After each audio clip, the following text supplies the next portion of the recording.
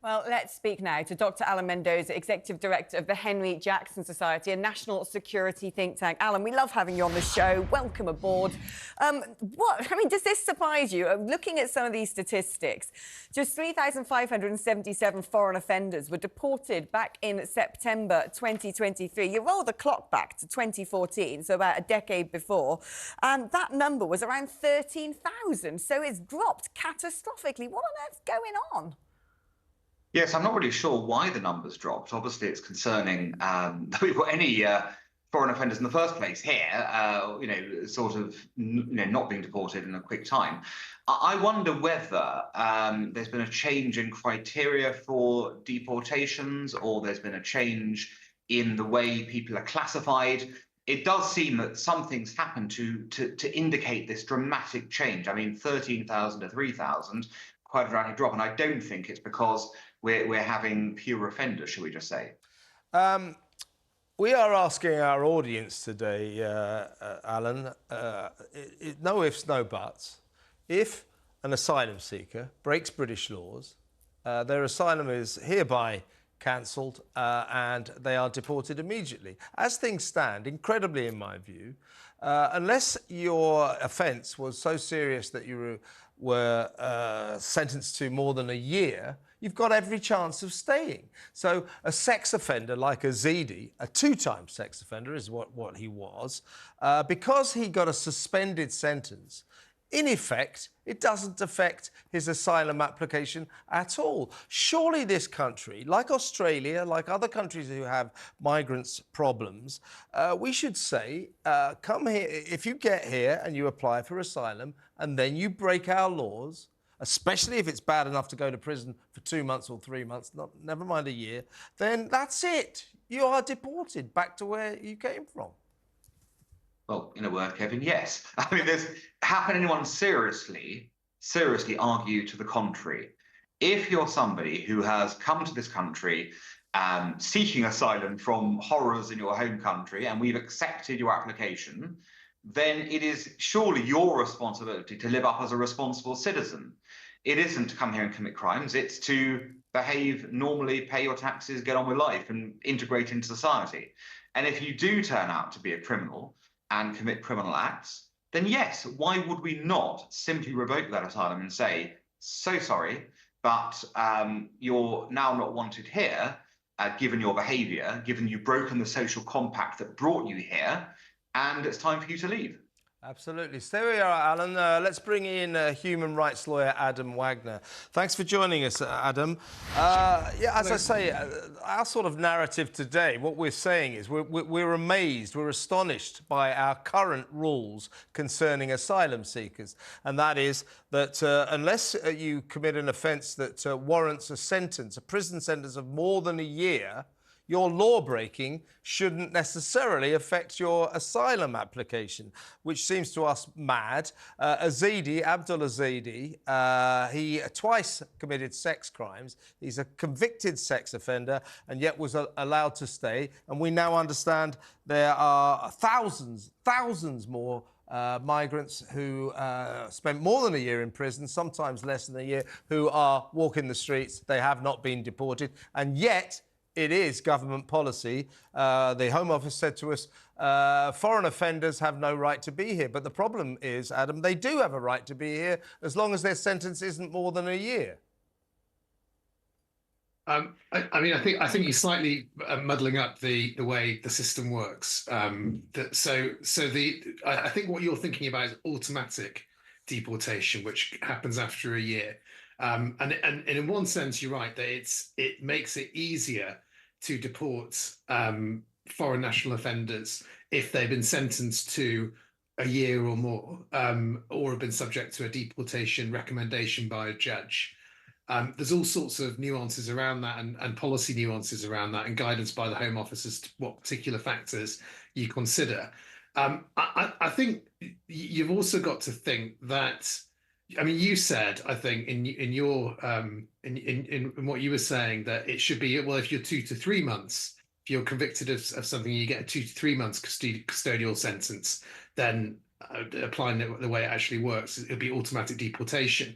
And I think that what you're highlighting there is that there's always going to have to be some sort of threshold, because deporting someone from our country, particularly if they're a refugee, if they've been recognised as a refugee, is difficult. And it's also difficult within the context of the Refugee Convention, because there's going to be a balancing between the potential for them to face danger at home versus the fact that they've, as Alan correctly says, broken the social contract. So, and that's taken into account by courts. Would you agree? And I think the other important... Can I just interrupt? Would you agree that being a convicted sex offender cannot and must not be a reason not to be deported, because it is being used in an alarming number of instances now? Oh, well, I'm a convicted sex offender, and if you send me back to Somalia, in Somalia, they really don't like convicted sex offenders. My contention would be we're not that keen on them ourselves. It is actually being used as a reason to stay in Britain. I'm a convicted sex offender. That is wrong, isn't it? Well, no, the reason that's being used is that that person might be killed or tortured when they're back in their home country. Yeah, well, I don't care. I mean, that's the way the Refugee Convention so sex works. offence, committing a sex offence is a valid reason to stay in Britain, because they might face persecution when they go home. That's mad. It just totally depends on the circumstances. But I think, look, the other point that I think you're not addressing is the fact that the reason this is in the news now is because it's been what's being debated in Parliament is that the Home Office is unable to deport more than a few thousand people a year out of the 10,000 foreign national offenders in prison. And that number's stayed pretty constant for the last 10 years. It's been about 10,000, which is roughly about an eighth of the entire prison population. And there was a report about 6 months ago, an independent report, which looked at this and said basically the Home Office systems are incapable. I mean, they can't even record, they're not even recording consistently who they're deporting and from what country. So not only are the systems bad, they're so bad they can't be properly inspected. And there's all sorts of other problems. So yes, I mean, look, it's up to society to decide what the threshold is for automatic deportation. I'm not saying one thing is inherently right or wrong. You said 3 months, the law is 1 year. Maybe other people would think, no custodial sentence. And I say just break our laws. Break our laws and your asylum application is cancelled. Simple as that. I see. I mean, would you apply that to, stealing some food from a shop? I don't know. Yes, I would. Fine, yes, I would. Maybe some people agree with you, but the point is the Home Office is totally incapable at the moment, per independent reports, of deporting even more than a few thousand people each year. And that's so increasing the number of people who would be caught by that, by automatic deportation, would not lead to more deportations. It probably would lead to less, because there'd be more administration and bureaucracy around this huge extra number of people. So I think that the key question here is not whether there should be a lower threshold, but why is the Home Office not deporting the 10,000 people who are subject to automatic deportation and should be deported, without further ado? Why is it not capable of doing that? I don't think giving them extra thousands and thousands is going to help at all, because they're not capable of doing that at the moment. I think that's the key question. That, Adam, we're very much on the same page, and I know you've got to go, so let's part friends, and we'll all agree that the Home Office is to blame for this shambles. Purpose, is it? We've known that for a long time. Thank you, Adam. Alan, I want to come back to much. you now, because in the first half of the programme, we were discussing with Isabel Oakeshott. She thinks, and I tend to agree with her, that if we were actually given the statistics of how many people who have entered the country illegally go on to commit crimes, we would be astonished, and that there's probably a big cover-up going on here. And it strikes me that that's probably true, because a number of these people will be actively cavorting with criminal gangs to illegally enter the country, and are likely, therefore, at least few of them, to be part of black market criminal networks and trafficking women for sex and all sorts of things like that. Do you have any handle at all on what the picture might look like in reality? Well, I don't have the stats to wheel out right now, but what is clear is that, as you suggested, if you encounter criminal elements in your entry to this country, there is always a chance that you will maintain connected to those criminal elements while you stay in this country. And we've seen plenty of evidence, haven't we, over the past few years, of criminality that's been accompanied asylum seekers, for example, and others here, or people claiming to be asylum seekers, I should say, in that case, because I do think it's important to distinguish between genuine cases and not. But the fact remains that this information should be made public, and it goes to something bigger, Alex, which I know you felt strongly about for a long time. I know Kev as well feels, and I feel strongly about. Is really we have not had a mature debate about the asylum subject, firstly, and tied to that, the migration debate that is it's a sort of subset of.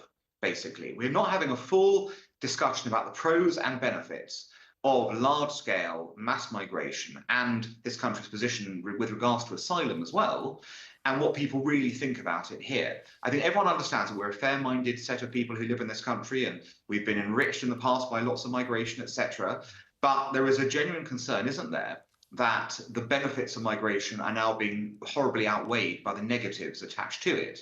And until politicians get round and have that conversation honestly and talk about both the economic benefits, the economic costs of it, and the social costs of it, and maybe the social benefits as well, we are not going to be in a position really to have a sensible discussion. And that is a thing that should be occupying politicians' minds. Not slogans, but serious discussion leading to a determined national view on this subject that will enable people to have their views heard and expressed and codified in some form of policy. Couldn't agree more. Absolutely. One last point. I mean, Adam Wagner, our previous guest, seemed like a lovely man, but I think he's sort of symptomatic of the problem, the malaise in this country. So I say, well, look, I think any time you commit an offence, you go to prison, then that's it. You have to leave the country. And he said, or any offence was my point. And he said, what, even if it was just sort of stealing something small from a shop? Well, yes. Yeah, why not? Well, yes. Yes. Well, I think for me, the answer would be yes. I'm not going to, Adam's not here to argue his point. But I think his line is there just has to be a decision as to where a threshold would be. For example, Kev, if someone got a speeding ticket, do you think they should be deported? I think probably not. There is a line, isn't there? There is a line within which one breaks a social contract, and there's one where, all right, we accept that you've made a mistake, but that's not fatal. But yeah, stealing is not a mistake. I mean, that's a division as far as I would make it. Yeah.